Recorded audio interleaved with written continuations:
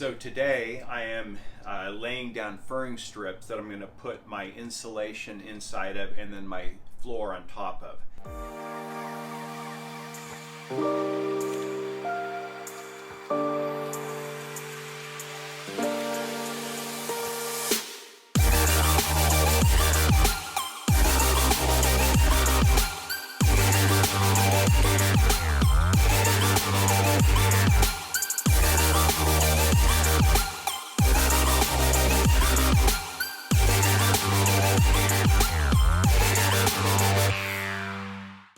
So what I've done is I'm using pressure treated wood. I bought pressure treated 2x4s and then I ripped them down to 1 inch. So I'm going to do 1 inch of Havelock wool in the floor. Then I'm going to put the factory floor that came with the van back in. I'm hoping that that's going to be supportive enough. I am going to put cross beams, cross pieces across. So I'll have little grids of about anywhere from 12 to 14 inches square. And if once I get my subfloor in, or my floor in, if I have a little bit of bounce or sag, then I'll go ahead and put another 1/2 inch piece of plywood on top of that. But I'm thinking I'm going to be able to get away with just the factory floor because it's pretty rigid plywood. It's like 3/8 of an inch thick. What I'm using to glue this down is Loctite marine grade adhesive. It's a lot more expensive than regular adhesive, but for an application like this, you really want to have something that's marine grade and it has a little bit of flexibility so that it's not going to crack when things move around. The other thing is if you do decide to go with 2x4s and rip them down, you can buy furring strips, but I really wanted the pressure treated because it really resists warping and cracking and splitting, and I don't want to have that under my floor, have things start to bow. And so if you do buy this and rip it down, you got to go really slow with the table saw because of the density of the pressure treated, when they put the into the wood and kind of pressure treat the wood, it makes it really dense and heavy. And so I tripped my breaker like 3 times using my table saw, so I had to go really slowly to be able to do it. So what I'm doing is I'm using this adhesive, and I've already got most of these down. I'm just putting dollops on here about every 6 inches, and it's better to do dollops than just to do a single bead, because the dollops will kind of compress down in any imperfections in the floor. And so I'm going to go ahead and put this last one down. Like I said, just about every 6 inches. You want to get a pretty good caulking gun. If you just buy the cheap ones that are a few dollars at like Home Depot or Lowe's, they're not very strong and they'll tend to bend when you're really squeezing hard with an adhesive like this. The other thing I really like about these, a little bit more expensive, is I think these are about $20, is that when you stop squeezing, a lot of times it'll just keep oozing out with the cheaper guns, but with this one it tends to not do that as much. So it's really worth buying a good caulk gun. You're going to be using it quite a bit on your van build.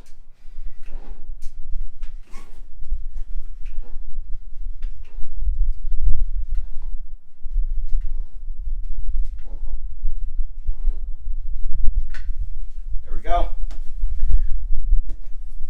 So I'm going to flip it over, and I couldn't run these, I'd love to have them consistently spaced, but because of the way the ribs are on the floor and I want them to run right along the tops of the ribs, this was not very smart. I just put it on the wrong one. This is the one I was doing. This is what happens when you try to talk and work at the same time. So what I'm going to do is I'm just going to scrape this off and put it on to this one, because I've actually already had this one glued down. This actually is working okay.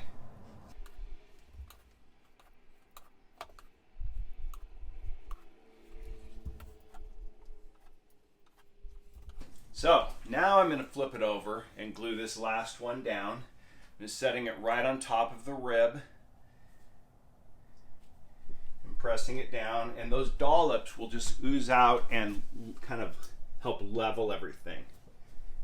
Now what I want to do is I want to make sure that they're consistently spaced all the way down, so they're basically running parallel.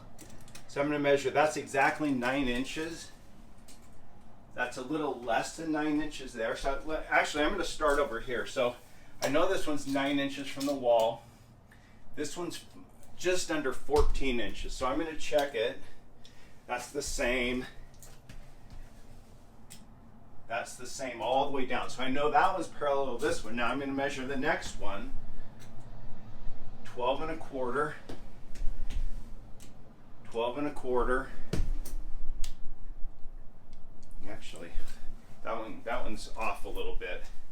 So it starts off at 12 1/4, and then at this end I'm at 11 3/4. So I need to move this over to 12 1/4.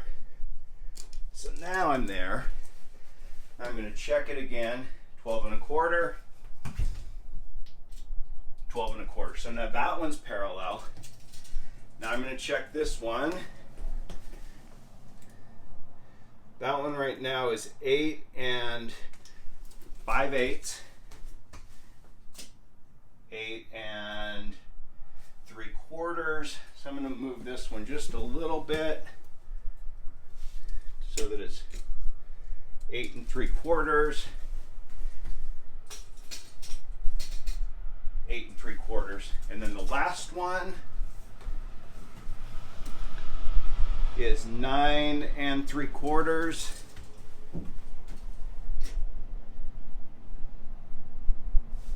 And that one's a little bit more. It's off 10. I'm going to go 10 through 9 3/4 there. 9 3/4 there. So now they're all parallel. Now I'm going to set some weight on top of these to press them down, and then I'm going to come back.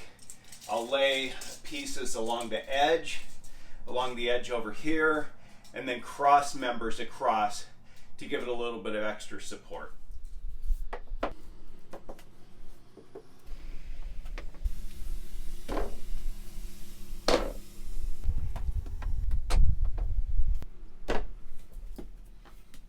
So I've got the furring for the floor all in.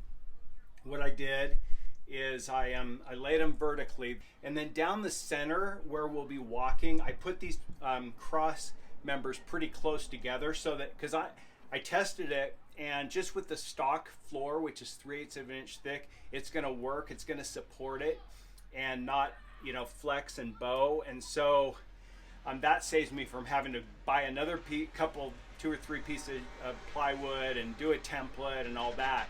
And so I put them closer together down the middle where we'll be walking, and then on the sides where there will be cabinets and stuff, I didn't put as many, but it's still plenty supportive. So next step is now to put the Havelock wool in. I'm going to split it in half. It's 2 inches thick, and it kind of easily comes apart into 1 inch thick, and then I'll just cut them to size and lay them in there. And then I'll lay the stock floor on top of it and screw it into these furring strips. Again, the reason that I'm using Havelock wool for the floor, a lot of people do foam, which is more supportive. You wouldn't have to have these as close together, but it doesn't have as good a sound deadening properties or insulation properties as wool does. The other thing I really like about the wool is that it absorbs moisture but still retains its thermal properties, and then when the climate is drier, it releases that moisture, and so it won't mold or mildew or anything like that, even when it's retaining that moisture. So that's the reason that I'm going with wool on the floor, even though a lot of people go with foam. So I'm going to start laying it in now.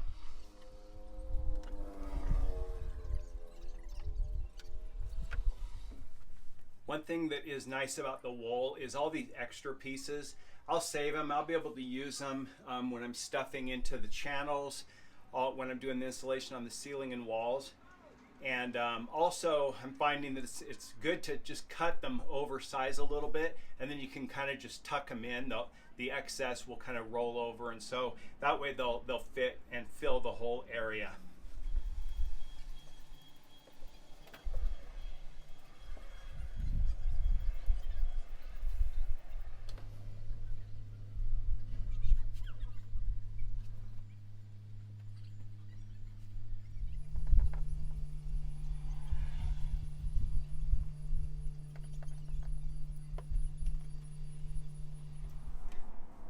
So I got the wool all laid down.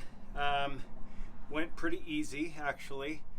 And what all that's left to do now is to put in the flooring. I'm going to use the stock flooring. I did test it before I put the wool down, and it's pretty stable. And I think there's a couple areas where there's a little bit of flex, and that's where I bought this van with, it had a bench seat in it, and so the floor is actually cut out there. So I'm probably gonna have to fill that area in with some plywood before I put my flooring down. But other than that, the floor is solid. So that's what I'm gonna do now, is just lay the floor down.